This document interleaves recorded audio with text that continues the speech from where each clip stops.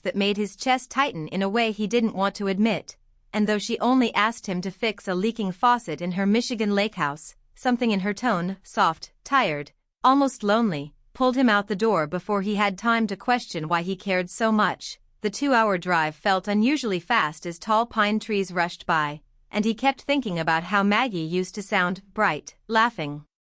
full of life, and how different she sounded now, as if the quiet of her life had grown too heavy. When he finally reached her house, the wind off the lake felt sharp and cold, but stepping onto her porch felt strangely warm, like stepping back into an old part of his life he didn't realize he'd missed. The moment Maggie opened the door, Ethan paused, stunned by how she looked both exactly the same and completely changed, still with that familiar, soft smile, but with tired eyes that told stories. She hadn't said out loud, and her reaction to seeing him wasn't casual either, because she froze for a short second, catching her breath like she hadn't expected him to walk in looking so grown, tall, and calm. "You really grew up," she murmured, almost in disbelief, and though it sounded like a simple comment, something unspoken passed between them, a flicker of recognition that their lives had changed more than either of them had acknowledged. Inside, her home looked cozy but touched by loneliness, half-finished puzzles, a cold cup on the counter, the faint smell of lavender from a candle she'd probably lit to feel less alone, and the pace of the moment felt fast but heavy, like the story was pushing them towards something important without waiting for them to think about it. Ethan knelt by the sink, checking the mess of pipes while Maggie hovered nearby, her presence warm but oddly tense, as if she was grateful for the company but unsure how to act around him now that he wasn't a teenager following her around but a man with steady hands and quiet confidence. As he worked, he noticed the little things, her tapping her fingers when she was nervous, the way she smoothed her hair without realizing it, and how she watched him with a kind of relief that made his heart twist, not romantic, not dramatic, just deeply human, like she hadn't had someone to rely on in too long. The faucet hissed, water dripped onto the floor, and Ethan felt urgency to fix it, not because of the leak itself but because of the weight it seemed to carry for Maggie, who quietly said, "I'm glad you came," in a voice that made him pause and look up at her, seeing a woman trying to stay strong while holding years of quiet sadness. He realized then that the faucet wasn't what really needed fixing. Something in her life had cracked long before the pipe did, and she had been trying to hold everything together alone. That thought hit him fast, intense, unexpected, and he felt it deep in his chest as he tightened the wrench, determined to help her in any way he could. And with that, part one of their story closed, not with a dramatic moment but with a simple truth. Ethan had walked into the house to fix a faucet, but he had stepped into something much more complicated, something emotional and unfinished, something that would change both of their lives far more than either could see while standing in that quiet Michigan kitchen filled with leaking pipes, unspoken feelings, and a subtle storm brewing in the air around them. Ethan returned from his truck carrying the heavy, industrial-grade wrench he had bought only a month earlier, the kind of tool he used for real repair jobs, not small household tasks, and when he walked back into Maggie's kitchen, she stared at it with raised eyebrows, surprised not because of anything inappropriate but because she still pictured him as the kid who used to fix her loose cabinet handles with a tiny rusted screwdriver. Seeing him now, grown, capable, quick in his movements, hit her with a sudden wave of realization that time had passed faster than she thought, and it made the moment feel strangely emotional, fast, and heavier than a simple repair visit. But Ethan didn't notice her expression at first, because the faucet was worse than he expected, spraying thin lines of water along the counter, and he moved fast, sliding onto the floor with a towel under his knee while Maggie handed him screws and washers in a quiet, almost nervous rhythm. Their hands brushed once, not in a dramatic or forbidden way, but in a simple, human moment that reminded her how long it had been since she had shared space with someone who cared about her comfort, and the realization landed in her chest like a warm ache she didn't completely understand. Ethan worked quickly, his movements practiced and confident, tightening bolts, adjusting valves, and testing the pressure with the kind of focus Maggie rarely saw in him when he was younger, and watching him fix the mess made her feel a mix of relief and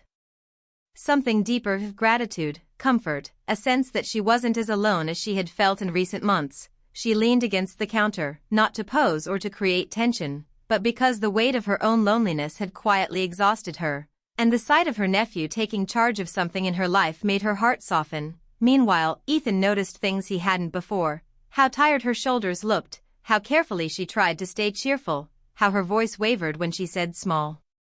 things like, "Is it going okay, or do you need anything else?"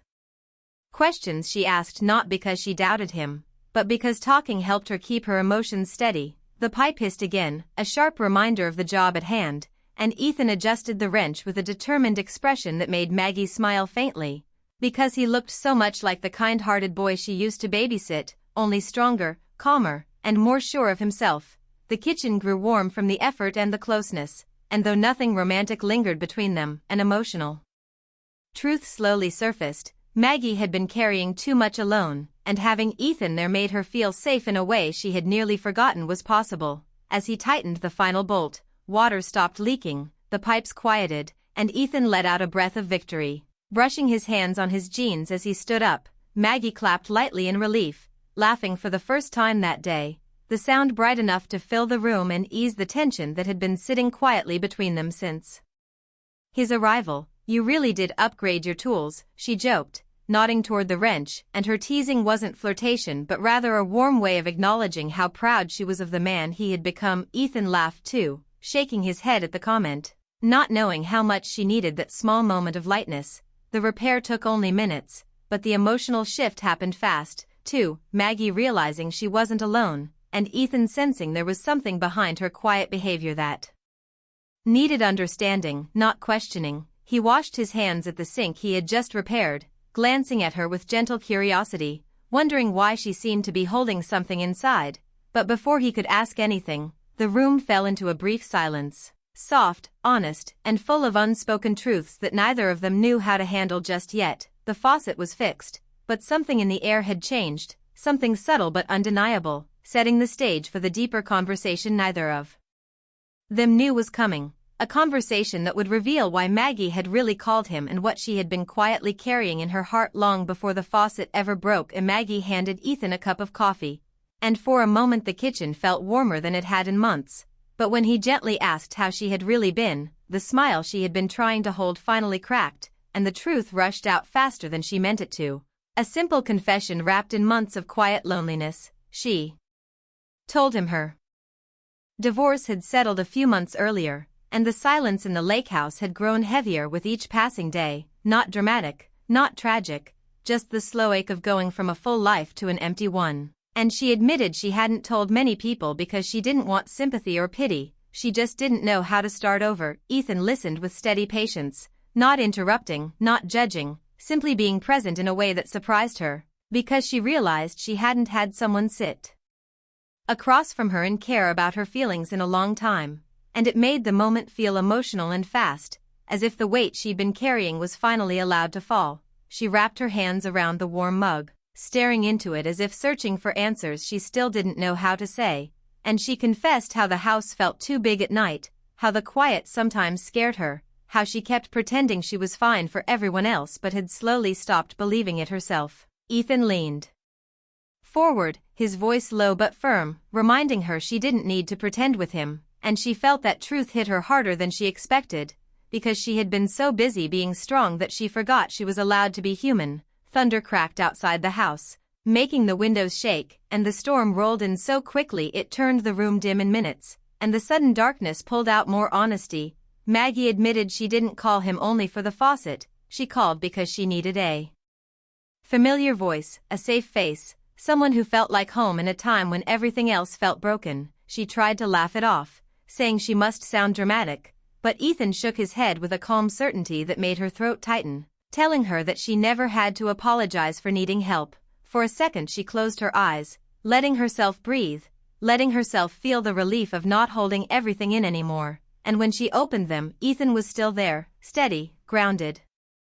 giving her the kind of reassurance she didn't know she needed until that moment. The storm outside grew louder, the rain pounding the roof like a reminder that life was moving fast around them, and the house felt almost suspended in that moment. Two people who cared about each other, sitting in a kitchen lit by dim light and honesty, trying to understand the shape of the pain they had both quietly avoided. Maggie finally whispered that the hardest part wasn't the divorce, it was feeling like she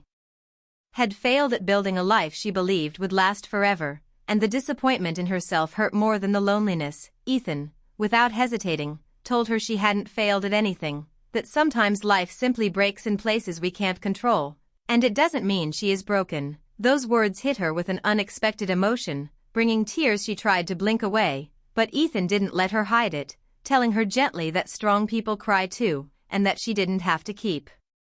pretending everything was fine. She let a few tears fall, not loudly, not dramatically, just quietly, like a long-needed release, and she admitted she had been embarrassed to call him because she thought she would seem weak. But he shook his head and told her calling him was the opposite of weakness, it was trust, and he was grateful she still trusted him after all these years. Outside, lightning lit up the sky, causing the room to flash for a brief second, and that flash made them both aware of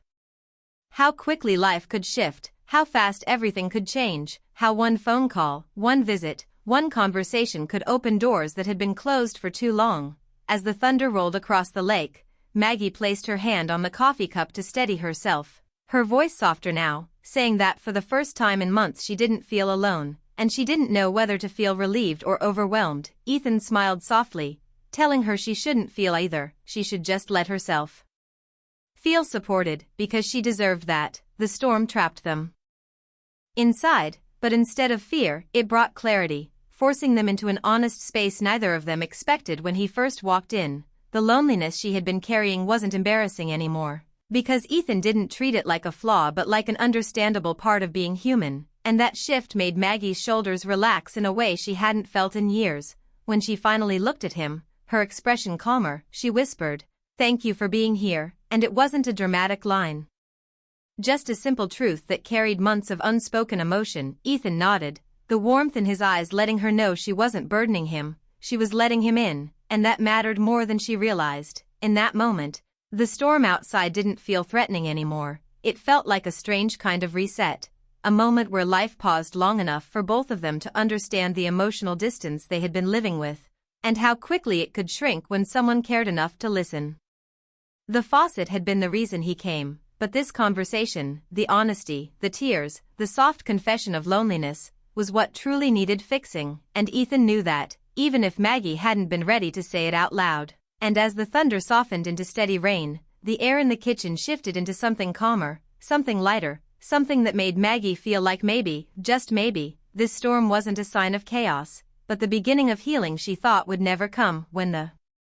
storm grew heavier and shadows moved across the kitchen walls, Maggie finally let out the truth she had been holding back, saying in a soft, trembling voice that Ethan was the only person who made her house feel alive again, not in a romantic way, but in the simple, human way that happens when someone finally shows up at the right time. And her words carried so much quiet emotion that Ethan felt the weight of them immediately, understanding she wasn't talking about love, she was talking about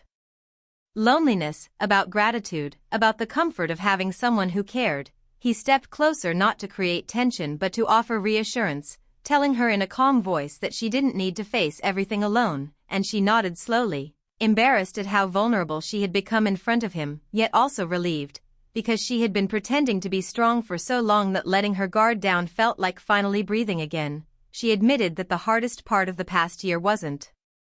the divorce or the empty house, but the fear that she wasn't important to anyone anymore, and Ethan immediately shook his head, telling her she mattered more than she realized, that she had been the one steady person in his life for years, the one who gave him advice when no one else did, the one who made holidays feel warm instead of chaotic. And hearing that made Maggie look away with watery eyes, overwhelmed by how much she had meant to someone without even noticing it. Thunder rolled again, softer this time, and Ethan gently told her that what she was feeling now didn't mean she needed saving or fixing, it meant she needed connection, and there was nothing weak or shameful about that, because everyone, even the strongest person, needs someone to lean on when life gets heavy. Maggie wiped her eyes with the back of her hand, apologizing out of habit, and Ethan immediately stopped her, saying she never had to apologize for being human, and the kindness in his voice made her laugh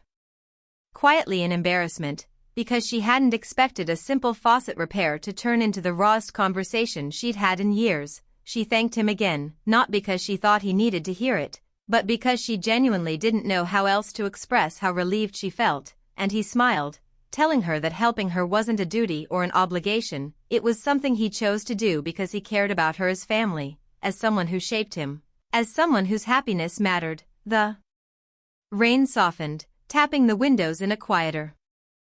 rhythm, and the tension that had once filled the room slowly melted away, leaving only a warm stillness between them. Maggie took a deep breath, feeling lighter, almost like a different person than the one who had opened the door earlier that morning, and she admitted she had been afraid to ask for help because she didn't want to seem like she needed taking care of. But Ethan told her firmly that allowing others in wasn't a sign of weakness but a sign of trust. She nodded, finally believing it.